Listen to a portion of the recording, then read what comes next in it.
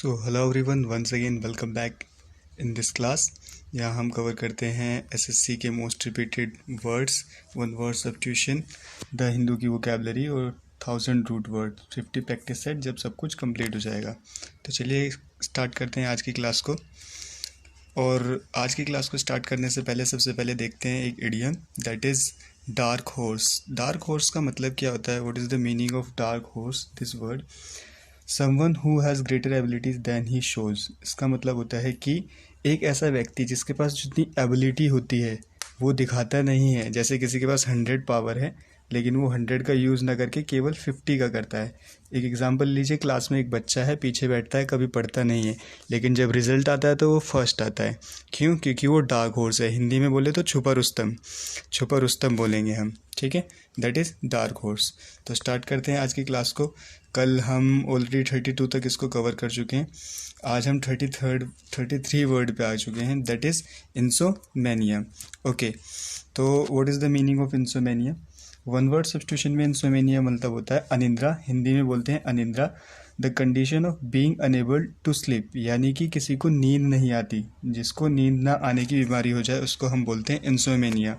और इसी का जिसको बहुत ज़्यादा नींद आती है, जो नींद में चलता है, उसको क्या बोलते हैं? सोमनिया बुलिस्ट। वो हो जाता है बहुत ज़्यादा नींद में सोने वाला या नींद में रहने वाला, सोमनबुलिस्ट। और इंसोमेनिया मतलब नींद ना आना। नेपोटिज्म का मतलब होता है भाई भतीजावाद। इसका मतलब इसको आपको इस तरीके से समझिए, जैसे कोई वैकेंसी है, जॉब आती है, ठीक है? किसी के चाचा जी एमएलए हैं, तो उन्होंने क्या किया, अपने भतीजे को लगवा दिया डायरेक्ट अपनी अप्रोच से।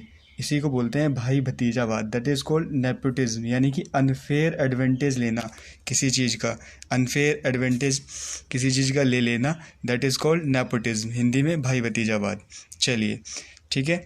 ऑब्सोलेट होता है ऐसी चीज़ जो अब फैशन में नहीं रही हो। जैसे कि हम पहले यूज़ किया करते थे बहुत ही सिंपल से फ़ोन जिनमें की हुआ करती थी, बट आज सभी स्मार्टफोन यूज़ कर रहे हैं। अब वो लॉन्गर यूज़ में नहीं है।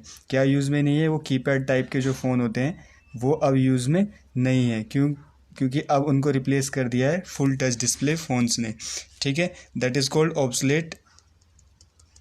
पेट्रीसाइड, कल मैंने आपको एक चीज़ बताया था कि जहाँ लास्ट में ये वर्ड आ जाए CIDE, साइड, साइड का मतलब ही होता है किसी चीज़ की किलिंग। पेट्री लग गया है यानी कि पिता, यानी कि किसकी किलिंग हो गई? पिताजी की। The crime of killing your father, पिता का वध, that is called patricide. Philatelist, a person who collect study stamp. आपने देखा होगा जो डाक वगैरह होती हैं उसके ऊपर स्टैम्प लगे हुए होते हैं कुछ, जब आप चिट्ठी पोस्ट करते हैं तो कोई व्यक्ति ऐसा जिसको डाक टिकट इकट्ठे करने का बहुत ज़्यादा शौक हो या फिर उसको बहुत अच्छा लगता हो, उसको हम बोलेंगे फिलेटिस्ट। चलिए आगे चलते हैं। Word number 38, stoic. स्टोइक का मतलब होता है पर्सन जिसको कोई दुख दर्द फील नहीं होता, किसी चीज़ से उसको कोई टेंशन ही नहीं है, चाहे उसको कितना भी पेन हो रहा हो, वो अपनी ज़िंदगी में खुश रहता है, एकदम उदासीन type, that is called stoic. Alien तो बहुत ही फेमिलियर वर्ड है, सभी को पता होगा। A person who does not belong to our country, ठीक है? होस्टाइल एनिमी भी बोल सकते हैं उसको, दैट इज़ कॉल्ड एलियन, दूसरे ग्रह से आया हुआ व्यक्ति, विदेशी, ठीक है? एमेच्योर, एमेच्योर के 2 मीनिंग होते हैं।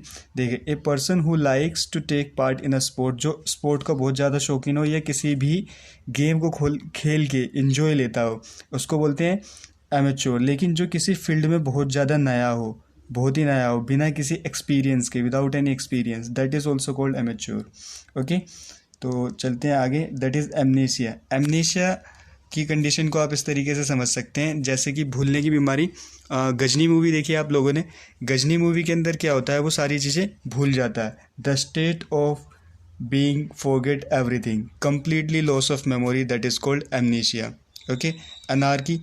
अनार्की एक गवर्नमेंट की ही फॉर्म है। इसके अंदर क्या होता है? Organisation, a situation in a country and organisation extra in which there is no government order control. अब अनार्की के अंदर क्या होता है? जैसे कि हमारे यहाँ डेमोक्रेसी है तो यहाँ पे कुछ रूल हैं, कुछ नियम हैं, MLA हैं, MP हैं, ये सभी चीज़ें यहाँ पे हैं। लेकिन अनार्की के अंदर क्या होता है? कोई कंट्रोल नहीं है, कोई ऑर्डर नहीं है, टोटल सब चीज़ का नाश हो चुका है। जिसको जहाँ जाना है जाओ, कोई वहाँ पे गवर्नमेंट का कोई रूल रह नहीं गया है, ठीक है? चलिए अब आगे चलते हैं। एंथ्रोपोलॉजी बहुत ही इजी है, मनुष्य जाति का विज्ञान हिंदी में बोलेंगे, the study of human race. ये एक सब्जेक्ट है एंथ्रोपोलॉजी, जिसके अंदर हम आदमी के यानी कि मानव के बिहेव के बारे में पढ़ते हैं कि वो क्या सोचता है, क्या विचार हैं उसके, that is called anthropology. 44 word देखते हैं, दैट इज़ आर्चिव। आर्चिव्स किसी अभिलेखगार के अंदर किसी चीज़ को हम जब संभाल के रख लेते हैं, जैसे कि आपके मोबाइल में SMS वगैरह होते हैं और उनको अगर आप आर्चिव कर देते हो वो साइड में चले जाते हैं, यहाँ पे संग्रह इकट्ठे हो जाते हैं एक जगह, दैट इज़ कॉल्ड आर्चिव, यानी कि पुराने डॉक्यूमेंट्स का एक संग्रह, अभिलेखों का एक संग्रह। ओके। क्रेडिबल।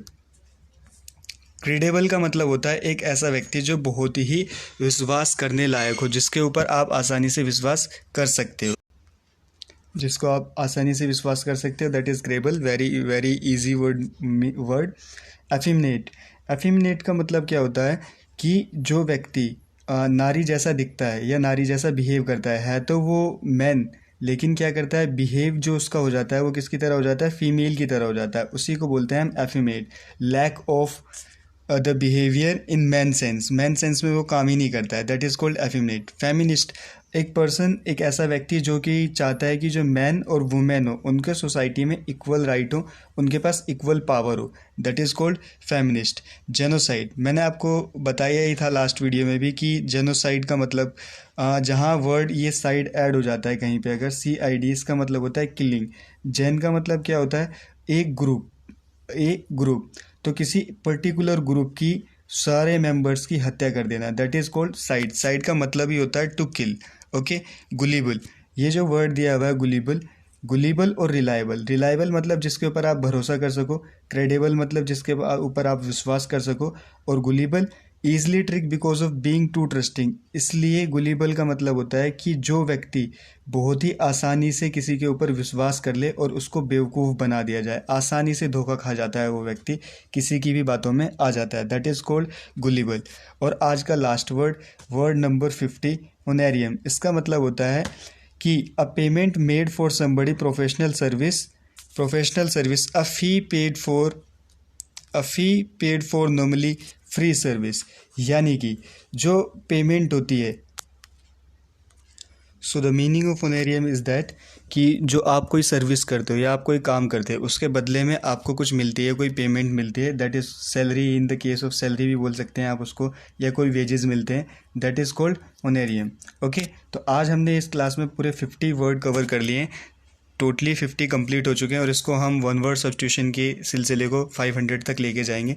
कल एक बहुत ही प्यारा कमेंट किया था मानसी पवार ने, you are absolutely amazing, thank you Mansi.